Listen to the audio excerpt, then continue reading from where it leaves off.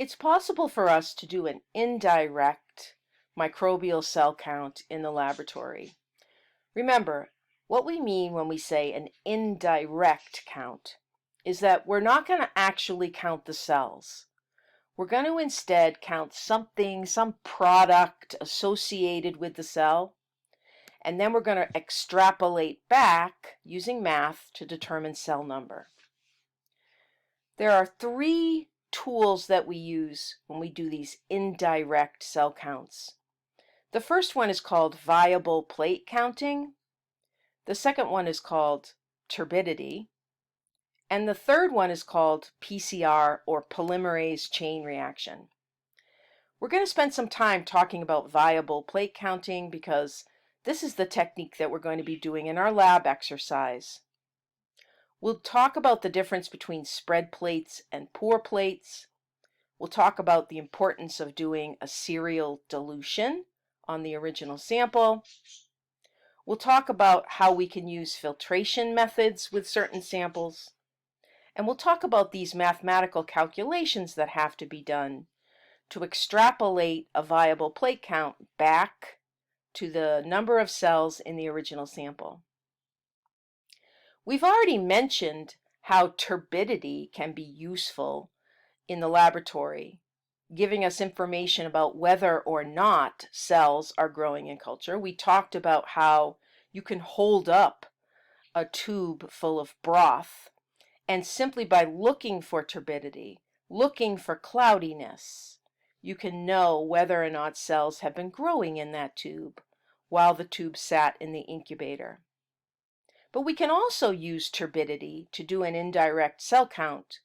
We can measure a phenomenon called optical density. That's associated with how cloudy or how clear the sample is. And then we can use that measurement in order to then extrapolate back to cell count. We need to use spectrophotometers to measure OD, and we have to use a standard curve then to do our mathematical calculations. The last technique that can be used for indirect cell counting is polymerase chain reaction. PCR is such a commonly utilized technique now. It has been adapted for different uses in the laboratory. Pcr testing, for example, remains the gold standard for determining whether or not a person is carrying the SARS-CoV-2 virus. PCR testing is the best, most accurate form of testing for determining if a person has the infection. We can also use variations of PCR to actually count cells in a sample.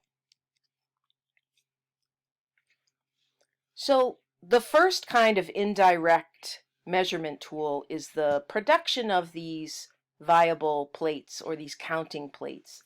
And there are two techniques we can use to do this depending on the organism that we're trying to count. The first technique is called spread plating, and the second technique is called pore plating.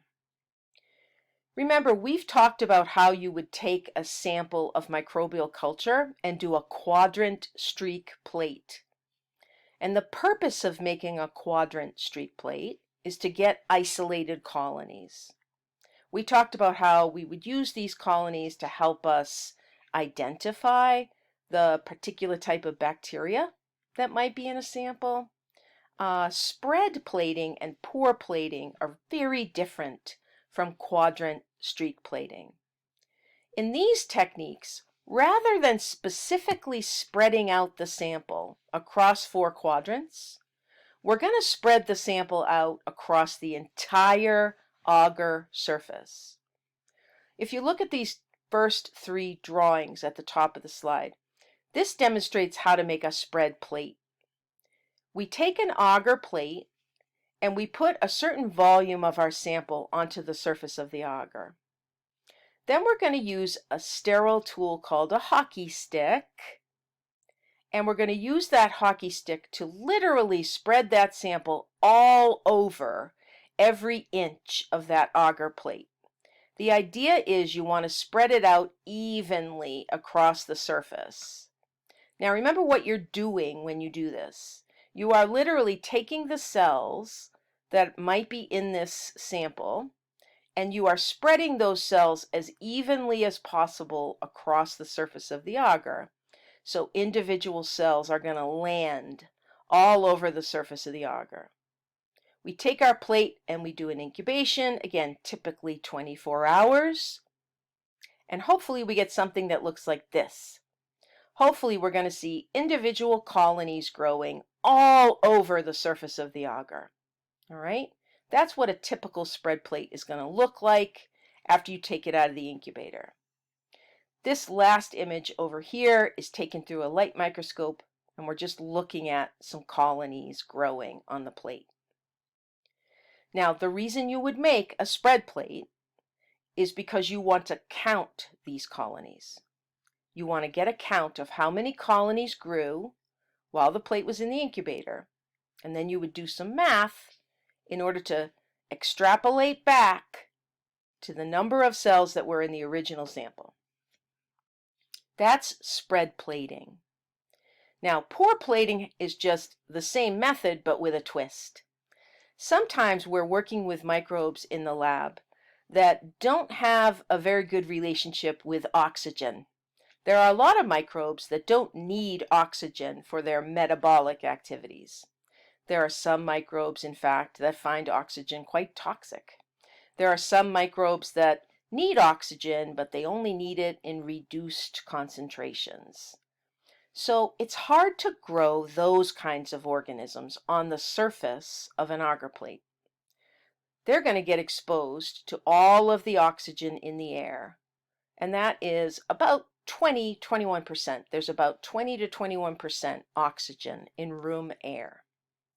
So in order to reduce the amount of oxygen that microbial cells will get exposed to, one of the ways to do that is to make a pore plate instead of a spread plate.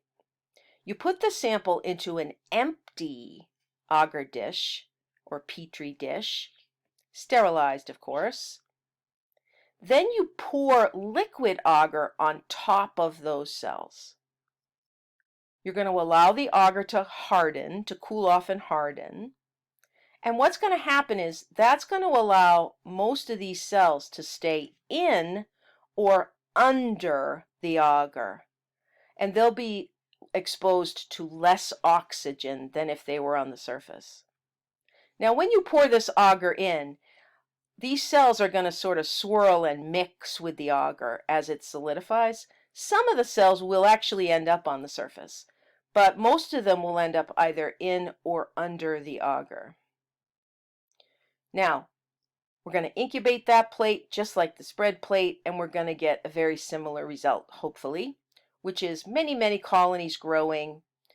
Some of them will be on the surface. A lot of them will be under the surface in the agar. Some of them will actually be on the bottom of the plate. Again, it depends on the type of microbe that is in the sample. So far, it all sounds pretty straightforward, right? You put a sample on some agar, you let colonies grow, and you count the colonies. Do a little math, and you can figure out how many cells were in your original sample. There is an added twist to doing a cell count this way by growing colonies on agar. And that's this. We are doing all of this work because we want to figure out how many cells are in the original sample. Some samples are going to come into the laboratory and they're going to have a low number of cells. Some samples are going to come in and they're going to have a huge number of cells. And you'll get everything in between. Now think about what we're doing when we make these kinds of plates. We're taking a little bit of this sample and we're putting it onto the agar and spreading it out. We don't know how many cells are in here. That's what we're trying to figure out. So there's a chance that we're going to be spreading an enormous number of cells on this plate. There's also a chance we're going to be spreading a very, very low number of cells on this plate.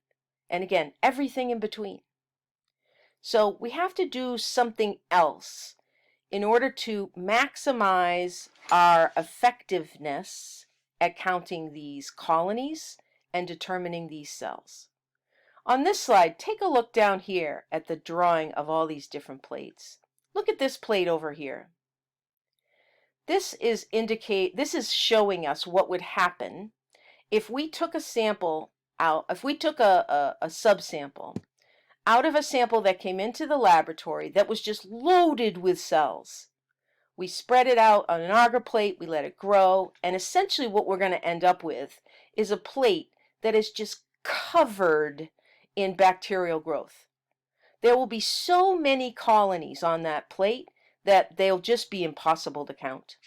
Sometimes the colonies actually meld together into one large mass of cells. We can't do a good count on a plate like that. There are just too many cells, too many colonies for us to do an effective count. And of course, other times, we're going to get a sample that's so dilute that when we spread some of it out on the plate, we're only going to get one or two or a small handful of colonies. While those colonies would be certainly easy to count, when we extrapolate back, our math is not going to be as strong. We're not going to be able to have as good faith in our mathematical result when we start off with and create a plate that has a very low number of colonies on it. We need something between these two extremes. We need a plate that has a good number of colonies on it, but not so many that we can't count them. We want a plate that looks more like this. You'll notice that in this example, this plate ended up having 159 colonies on it. When we do our plate counts, we're going to want to find a plate that has between 30 and 300 colonies on it. And we're going to use that plate. We're going to count the colonies on that plate and use that to do our math. But again, how do you know? How do you know how to get a plate with between 30 and 300 colonies on it? You don't know how many cells are in this original sample. The answer is that you do what's called a serial dilution on the original sample and make several spread plates or several pore plates that are all at different levels of dilution. This will help us ensure that we're going to get at least one plate that has between 30 and 300 colonies on it.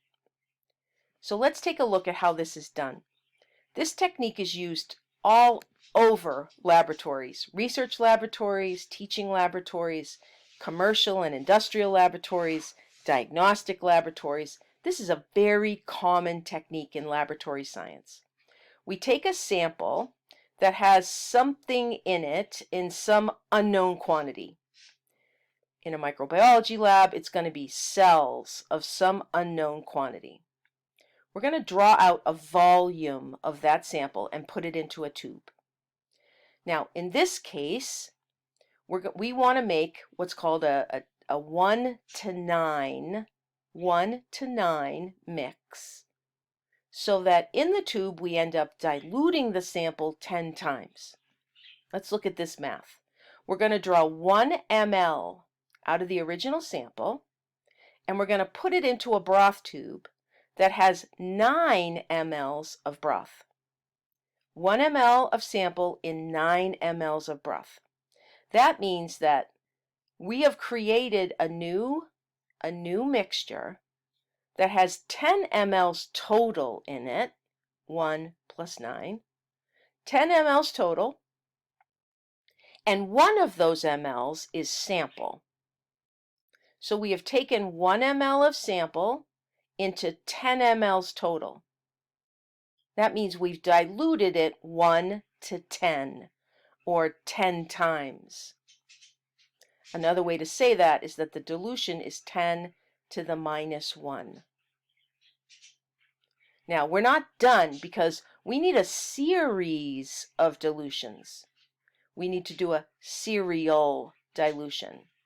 So what we do next is we take 1 ml out of this tube and we put it into another tube that has 9 mLs of broth in it.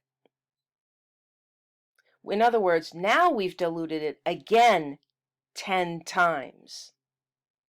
We've diluted it 1 to 10 here. Then we do another 1 to 10 dilution. So this time in this tube, now we've diluted it 100 times. 10 times here, another 10 times. 10 times 10 is 100. In this tube, the cells have been diluted a total of 10 to the minus 2, or 100 times. Then we do it again. We take 1 ml out of this tube, put it in a new tube with 9 mLs of broth, another factor of 10 dilution. Now it's 10 to the minus 3, or 1 in 1,000. Take another ml out, put it into 9 mLs. Now it's a 1 to 10,000 dilution. You can keep doing this as far as you need to, depending on your cells, depending on the type of sample that you're examining and what you know about what you normally find in that sample. You can carry out a serial dilution as far as you want it to go. In this example, we carried it out until we were at a 10 to the minus 6 dilution, which is 1 in a million. So now we've got this series of tubes where the original sample gets more and more dilute in each tube. We're going to take each tube and we're going to make a spread plate from each tube. Each tube gets its own plate, spread plate or pour plate. We're going to take all these plates and we're going to put them in the incubator for 24 hours and then examine them. Again, in this example, we're shown that the original sample was full of cells. So no surprise that this first tube, where we diluted only 1 to 10, created a plate that looks like this. There are just too many colonies on this to count. This second plate that was made from a tube that was diluted 1 to 100, this plate even has too many colonies on it to count. It's not until we get to the third tube that has been diluted 1 to 1,000 that we start to see the colony numbers low enough that they're useful to us. And in fact, when we count this plate in this example, there are 159 colonies on the plate. Remember, we want to use a plate that has between 30 and 300 colonies on it in order to be as confident as possible in our extrapolation back to cell number. This plate ended up with 17 colonies on it. That number is just too low. It's too low for us to use with confidence in our mathematical calculations. This plate had only 2 colonies on it, and by the time we got to the 1 to 1 million dilution, there were just no colonies growing. It was simply too diluted. We ended up with no cells on this plate, no colonies growing. So this would be the plate we would count. And after we get our count, we have to do one step mathematically. And that step is to take this colony count number and multiply it by the dilution factor. This tube that made this plate was diluted 1 to 1,000. The dilution factor is the 1,000. So if we had used this tube that was diluted 1 to 100, the dilution factor would be 100. We take our colony count number and multiply it by the dilution factor. That's going to give us an estimate of the cells, again, technically colony forming units, per ml of the original sample. 1.59 times 10 to the 5th per ml of original sample.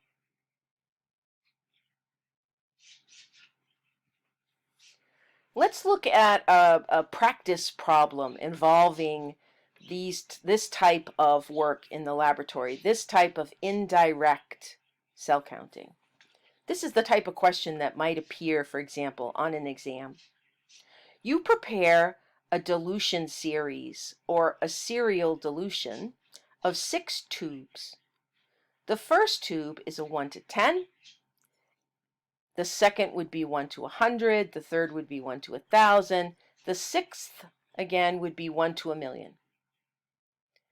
You prepare your serial dilution tubes. You make plates from each one of those tubes. You put the plates in the incubator and allow the colonies to grow. It says the table below shows your data. The top row shows the dilutions, and the remaining rows show how many colonies were counted per plate. It says how many colony forming units, remember this is an estimate of cell number, were in the original sample. So in this example, we actually did this experiment 3 times. We did a serial dilution to make this set of plates. We did a serial dilution to make this set of plates. We did a serial dilution to make this set of plates, all from the same sample.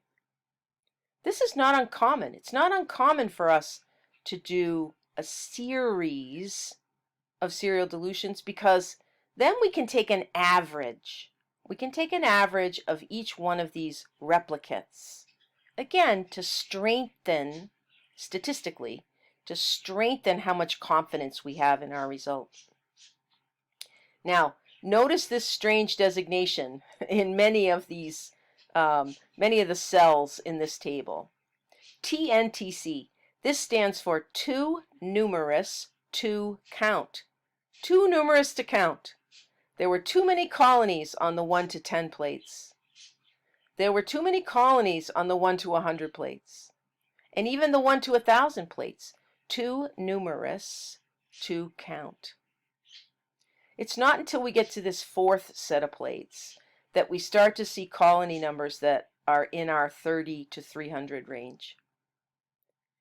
In this column, the numbers are just too low overall. There is one plate that had 31 colonies on it, so technically you could count this plate, but these two are too low, 25 and 5, so we're not going to use these plates. And this one, obviously, you can't use. No colonies grew. So we're going to use these 3 plates to do our math. And the way you would do that is you would add up these 3 plate counts and divide by 3. That's going to give you the average colony count. So 121 plus 130 plus 115 divided by 3 gives you an average of 122 colonies on this particular serial dilution plate. Now remember, you have to take that number, 122, and you have to multiply it by the dilution factor. And in this case, that's 10,000. That's going to give you the number of CFUs, or an estimate of cell count in the original sample.